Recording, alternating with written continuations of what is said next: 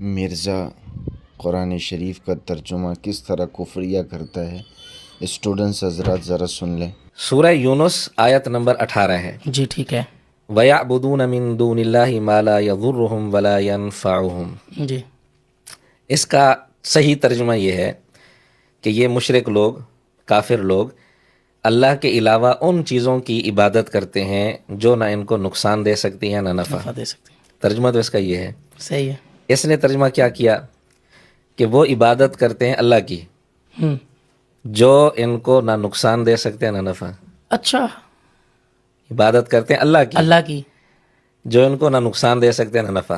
اچھا، یہ ترجمہ تو کفری ہے۔ اللہ اکبر، اللہ ہم آپ کو کلپ یہ ساتھ کفریہ ترجمہ کلپ ساتھ لگیں گے سارے۔ وَيَعْبُدُونَ مِن دُونِ اللَّهِ، اور وہ عبادت کرتے ہیں اللہ کی، مَا لَا يَضُرُّهُمْ وَلَا يَنفَعُهُمْ، جو نہ ان کو نقصان دے سکتے ہیں نہ نفع۔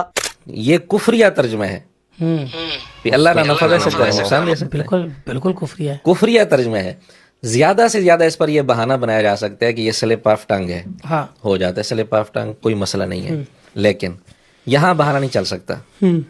مرزا کہتے ہیں ہم جو ویڈیو ریکارڈ کرتے ہیں بعد میں اس کو چیک کرتے ہیں، چیک کرنے کے بعد اپلوڈ کرتے ہیں، کوئی غلطی ہوتی ہے اس کی ہم اصلاح کر دیتے ہیں، اصلاح کر دیتے ہیں۔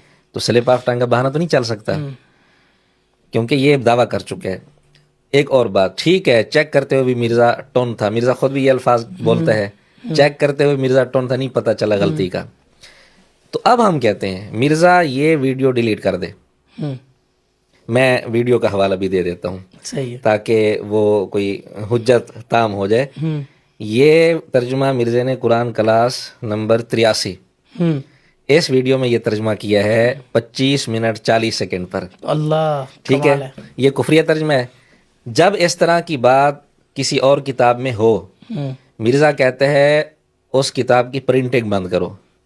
تو پرنٹنگ تو بند ہونی چاہیے، یہ ویڈیو ڈیلیٹ نہیں ہونی چاہیے، بالکل ہونی چاہیے۔ اصولی مطالبہ ہے اور پھر زندگی کا معقول سرمایہ مطالبہ ہے، زندگی کا سرمایہ ہے۔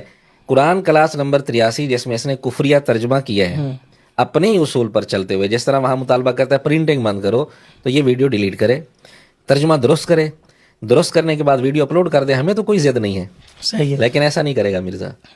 اگر مرزا کہتا ہے کہ جی مجھ سے غلطی ہوگی، غلطی مان لیتا ہے، تو ویڈیو ڈیلیٹ نہیں کرتا، پھر کس منہ سے مطالبہ کرتا ہے دوسروں سے کہ کتابوں کی پرنٹنگ بند کرو؟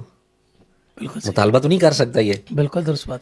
پھر کفریہ کلمہ زبان سے نکل جائے، بے شک غیر اختیاری نکلے، مرزے کا اصول ہے کہ اس کو توبہ بھی کرنی چاہیے، یہ بھی کہنا چاہیے کہ اس پر شیطان مسلط ہو گیا تھا۔ اب یہ کفریہ ترجمہ ہے، مرزا کہے ویڈیو میں آ کر کہ یہ غیر اختیاری طور پر زبان سے نکلا ہے، میں توبہ کرتا ہوں، مجھ پر شیطان مسلط ہو گیا تھا جب میں یہ ترجمہ کر رہا تھا۔ حضرت تھانوی رحمۃ اللہ علیہ سے اس نے کیا مطالبہ کیا ہے؟ مرید نے خواب میں کلمہ جو غلط پڑھا تھا وہ غیر اختیاری تھا، وہ لکھا ہوا ہے اس رسالے میں، اس خط کے اندر جو مرید نے بھیجا تھا لکھا ہوا ہے کہ میری زبان میرے اختیار میں نہیں تھی، بیدار ہونے کے بعد بھی میری زبان میرے اختیار میں نہیں تھی، غیر اختیاری طور پر نکلا تھا نا کفریہ کلمہ۔ مرزا نے حضرت تھانوی سے مطالبہ کیا کہ حضرت تھانوی کو چاہیے تھا، مرید کو کہتے توبہ کر، تجھ پر شیطان چڑھ گیا ہے، تو بس یہی اصول ہم مرزا پر فٹ کر دیتے ہیں۔ مرزا ویڈیو حوالہ ہم نے دے دیا ہے، ثبوت دے دیا ہے۔ مرزا ویڈیو میں آ کر کے جب میں نے یہ ترجمہ کیا تھا تو میں توبہ کرتا ہوں، اس وقت مجھ پر شیطان چڑھ گیا تھا، شیطان مسلط ہو گیا تھا، کہہ دے، لیکن نہیں کہے گا۔